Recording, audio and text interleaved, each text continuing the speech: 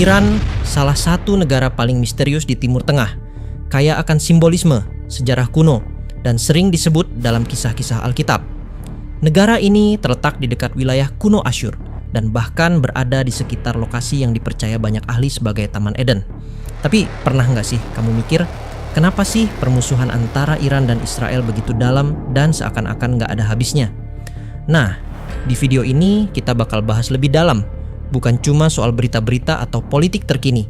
Kita bakal telusuri asal-usul bangsa Iran, posisi geografis mereka yang strategis, dan juga lihat apa kata naskah-naskah kuno, termasuk Alkitab soal konflik ini. Oke, siapa tahu di balik konflik ini ada sesuatu yang lebih dalam, bahkan bisa jadi ada sisi spiritualnya juga. Yuk, kita kupas.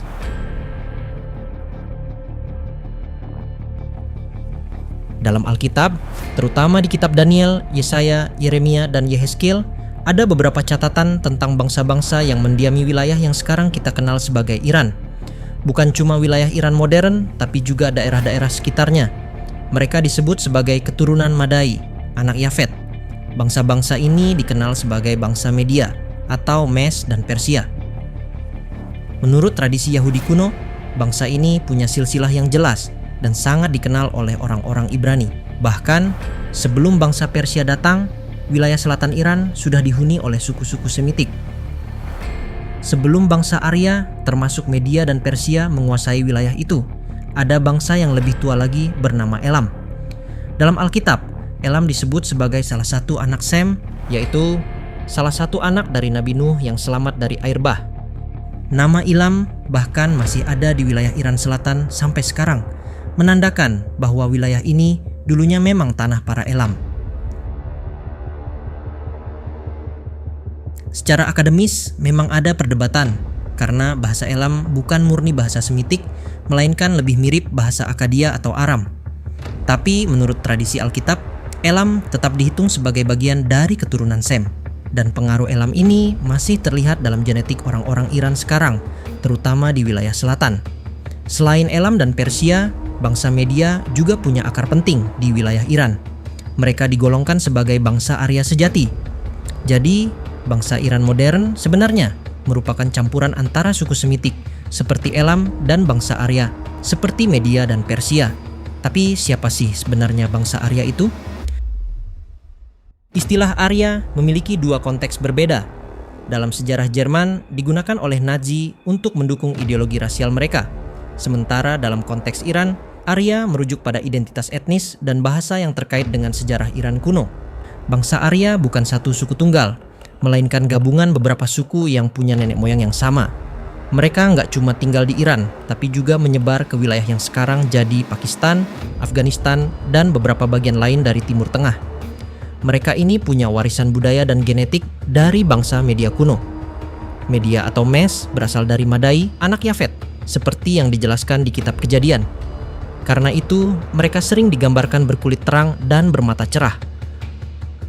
Struktur masyarakat mereka mengikuti sistem kasta, seperti yang dikenal di India kuno, mulai dari kasta Brahmana, Ksatria, pedagang dan petani, sampai ke pekerja kasar. Secara agama, bangsa Arya kuno itu politeis alias menyembah banyak dewa, dan salah satu yang paling penting adalah api. Mereka juga punya bahasa kuno yang disebut Veda Sanskerta, nenek moyang dari bahasa Sanskerta modern dan dasar dari kitab-kitab suci Hindu kuno. Dari semua suku itu, bangsa Persia mungkin yang paling terkenal. Orang Iran modern pun masih sering menyebut diri mereka sebagai bangsa Persia.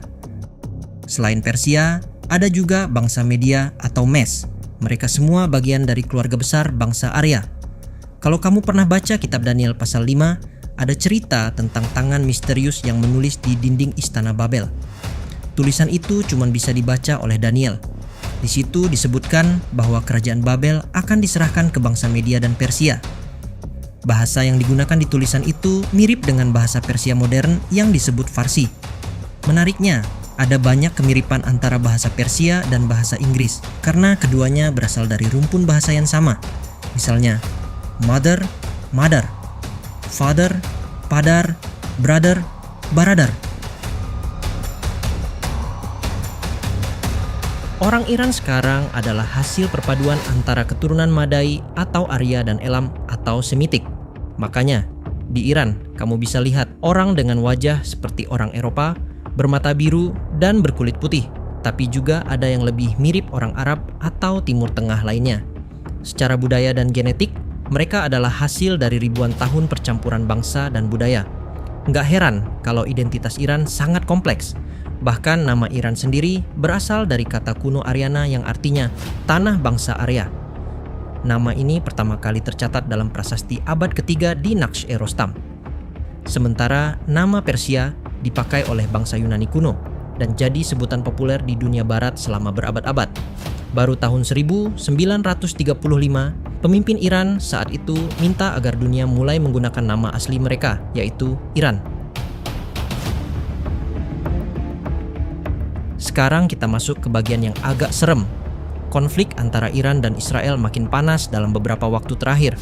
Tapi, tahukah kamu bahwa permusuhan ini sebenarnya bukan hal baru? Dan menurut beberapa tafsir Alkitab, permusuhan ini bukan cuma soal politik, tapi juga ada unsur spiritual di baliknya. Dalam kitab Daniel pasal 10, Daniel mendapat penglihatan tentang masa depan yang penuh peperangan. Di situ dijelaskan bahwa ada penguasa kerajaan Persia yang menahan malaikat Tuhan selama 21 hari. Banyak yang percaya bahwa penguasa ini adalah entitas jahat yang memimpin wilayah Persia, sekarang Iran. Malaikat Gabriel sampai harus minta bantuan Mikael, sang pemimpin para malaikat, untuk bisa menyampaikan pesan Tuhan. Artinya, menurut tafsir ini, kebencian Iran terhadap Israel bukan sekadar urusan manusia, tapi ada roh lain yang menanamkan kebencian itu dari zaman dulu dan mungkin masih bekerja sampai sekarang. Apa yang dialami Daniel ini memberi kita wawasan menarik tentang realitas dunia roh. Dalam dunia rohani, ternyata ada yang disebut pangeran wilayah, yakni entitas yang menguasai suatu bangsa, kerajaan, atau bahkan wilayah geografis tertentu. Dalam hal ini, Pangeran Persia adalah contoh yang disebut langsung dalam Alkitab.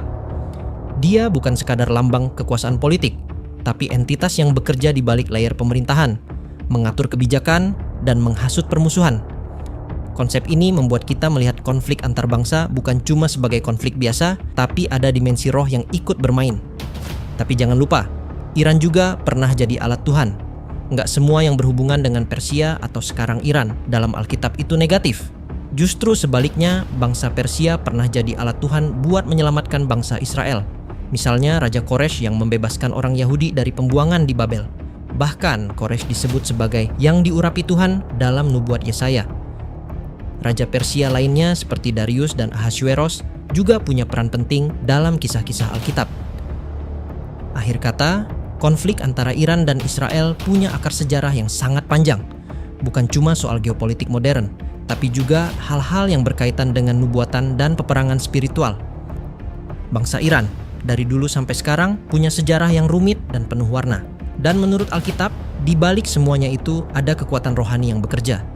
Dan Israel, sebagai bangsa pilihan Tuhan dalam Alkitab, selalu saja memiliki konflik dengan bangsa-bangsa lain di sekelilingnya. Jangan lupa, Israel juga pernah dihukum Tuhan ketika mereka dalam kesombongan dan ketamakan. Mau percaya atau tidak, cerita ini memberi kita pelajaran penting bahwa dunia ini bukan cuma tentang yang kelihatan di mata. Ada pertarungan lain yang sedang berlangsung. Jangan lupa share kalau kamu merasa video ini menarik untuk dibahas. Terima kasih sudah menonton dan sampai jumpa lagi di pembahasan selanjutnya.